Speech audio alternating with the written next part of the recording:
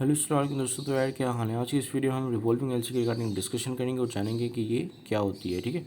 अच्छा, before discussion करने से पहले मैं आपको थोड़ा सा ये ब्रीफ में बता देता हूँ कि रिवॉल्विंग एलसी जो एक एलसी होती है जिसके साथ ही क्रेडिट लिमिट असाइन की जाती है। ठीक है। और ये एलसी जो है वो बार बार ओपन नहीं करनी पड़ती। हर एवरी शिपमेंट पे ये एक ही दफ़ा एलसी ओपन हो जाती है, फिर ये रिवॉल्व हो जाती है। ठीक है। या इसको हम रिप्लेनिश्ड भी बोलते हैं, ये रिप्लेनिश्ड हो जाती है। ठीक है। और इसके अगेंस्ट मल्टीपल शिपमेंट्स होती हैं जब तक कि इसकी क्रेडिट लिमिट खुली हुई है। ठीक है। इफ़ या फुल नहीं हुई है क्रेडिट लिमिट उसकी। So the importer and exporter agree on a long term contract. इसमें इम्पोर्टर और एक्सपोर्टर जो है एक लॉन्ग टर्म कॉन्ट्रैक्ट के लिए एग्री होते हैं विद मल्टीपल शिपमेंट्स। ठीक है।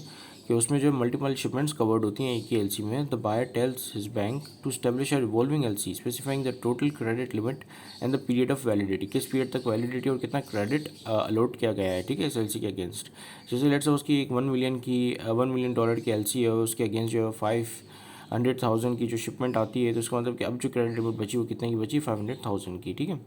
As a seller ships goods they present the required shipping documents to the bank. ठीक है। जैसे जो सेलर गुड्स शिप करता है तो वो रिक्वायर्ड डॉक्यूमेंट्स जो है वो बैंक्स को अपनी बैंक को दिखाता है। The seller bank verifies the documents and draws on the LC releasing the funds to the seller. ठीक है। वो डॉक्यूमेंट्स देखकर और उसको फंड्स रिलीज कर देती है। ठीक है। और शिपमेंट हो जाती है। The LC is said to be revolving.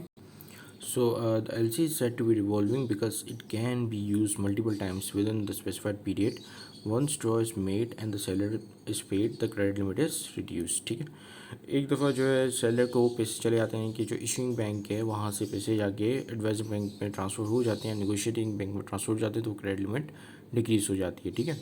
और जैसे ही अगली शिपमेंट के लिए रिक्वेस्ट आती है तो इसमें क्या होता है कि क्रेडिट लिमिट जितने की है उससे ज़्यादा की शिपमेंट नहीं हो सकती। ठीक है।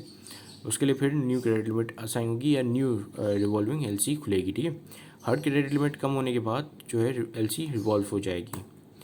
अब देखें जैसे फर्स्ट शिपमेंट हुई। ठीक है।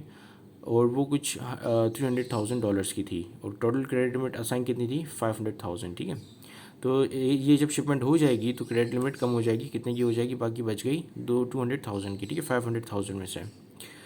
तो अब जो सेकंड शिपमेंट होगी वो 200,000 से अबव की नहीं हो सकती। ठीक है। और फर्स्ट शिपमेंट होने के बाद जो एलसी है वो रिवॉल्व हो जाएगी सेकंड शिपमेंट के लिए। ठीक है।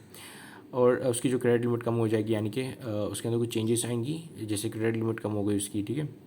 रिवॉल्व हो जाना मतलब ये इसको कहते हैं। ठीक है। सो अदर शिपमेंट जो होगी वो $100,000 की होगी। ठीक है। इसी के साथ ही वीडियो कंप्लीट होती है। Thank you much for watching this video. Have a great day and अल्लाह हाफिज़।